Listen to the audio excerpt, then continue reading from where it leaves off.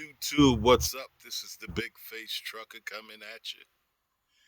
Just haven't seen y'all in a while, haven't been making no videos, but I figure I'd make a video today, let you know I'm still down here doing my thing. And for those who need to know, y'all remember the problem with this vibration that I was getting, and I actually went to the dealer and they put that new bar on right there. I don't know if I can zoom in, but they put that new bar in right there, and it didn't make a difference. They charged me like 200 something dollars for that bar. Um, well, what I had to do is figure out some more stuff, and I really think it's in the drive shaft right there. I think balance is going on. But while I'm making this video, I was just outside looking my truck over. And for some of you mechanics that's home, you know, it's best to go through your truck. If you're not home and you're doing nothing and your truck's outside, go take a look at it. You know, get to know it. Go out there and look at the tires and look at. I tell you, I found like 3 nails in the tire, fixed them, plugged them, and everything. You know, I'm looking at my shocks. Well, I'm going to change those probably tomorrow or either today. I don't know. But what I did, I had my truck taken down to the TA. You see the new brake drums on. I had new shoes put all around it and drums.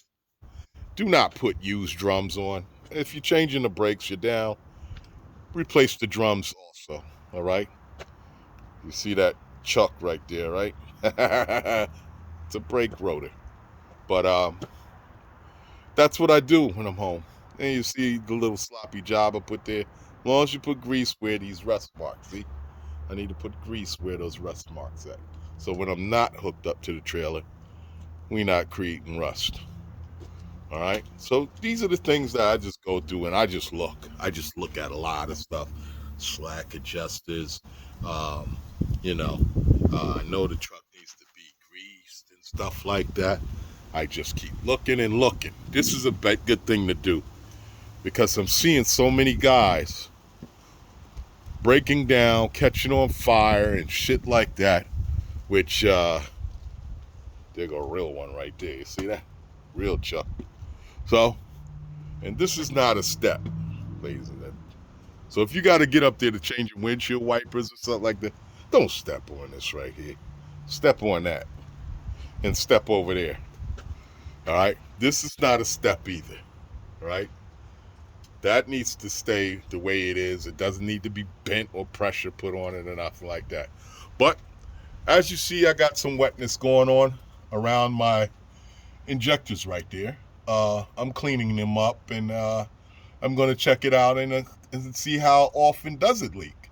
Is it that I need to tighten it up, or is it that I need to replace some kind of gasket in there, or what? All right. Most guys will most dealers will probably tell you, oh, you need injectors. They're leaking. That's bullshit. There's a seal in there that blocks all of that. All right. So don't fall for that shit. If you're not a mechanic, then you're gonna have to take it to the dealer, and I feel for you. All right. And I don't know why we all feel like that. We got to take it to the dealer. We don't get good rates out here to really say trucking is it's good in trucking, put it that way, but some is really struggling out here and they're driving more miles than the average driver. So this is what I do.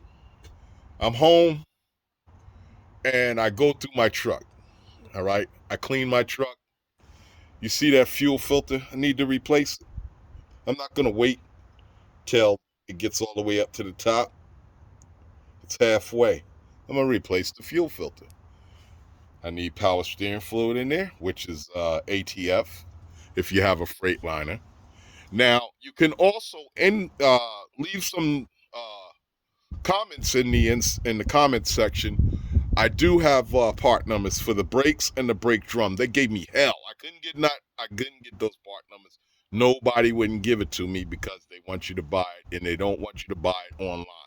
It's somewhere that you could probably get those things cheaper. All right. I took pictures of the boxes that they came in and It just gave me a whole dead end. You know what I'm saying? So this is what I do when I'm at home. And after I finish looking at this truck, at my truck, my truck, I said my truck because I got the title. All right? So stop calling it your truck until you get the title. I check out my front brakes and stuff like that. All right? This truck is due for front brakes. It's got pretty good size on it, but I know it's due for brakes and drums in the front. It's got a lip on the front. So I just go over this. I look at the belts and stuff. I even check my temperature. I mean my tensioner, and of course, fill that up. And I just look at my truck. Go down the sides. Step back at it. Look on the ground. Look for leaks and stuff like that. In that nature. Look at the top. No cracks. A couple of scratches on the side. Look for, you see those little rubber flarings right there at the very bottom. I check for those if they're missing. Stuff like that will, make a DOT say, hey, you don't take care of this truck. And you guys, some of you still riding around with duct tape on it. I see duct tape get you out of the desert, but at the same time, once you get home, you got time to fix that part. Or do what you got to do. Get on Amazon. Order the shit. Make your shit look nice when it's going down the road. They won't fuck with you. Excuse my language. But they won't mess with you when your truck is clean. And this truck is due for a cleaning. So definitely I'm going to clean this. So I figure I'd drop this quick video to let y'all know, this is what I do when I'm at home, when I got some time to look at my truck. All right. Now, also, another thing before I go. All right. I want to let you guys know. All right. Keep your inside of your truck clean. Sometimes DOT will jump up on your side of your truck and they'll take a peek inside to see how clean you keep your truck. All right. And when they're up there in the mirror, they're looking at this. They're looking at your dash. They're looking at what's on the floor. They're looking over at the other seat. They're looking at up here. You know how y'all throw cups and stuff up there. I seen the nasty truckers. And some of you truckers got cats and dogs in them and everything. And you got your cat sitting up there in the front right there. I don't get it. But if that's what you do, that's what you do. It's just another distraction that you got to take care of while you're out there working. And maybe you'll figure it out. But if a cat keeps you company or a dog keeps you company, then that's on you. All right. But other than that, this is what your truck should be clean or pretty clean. All right.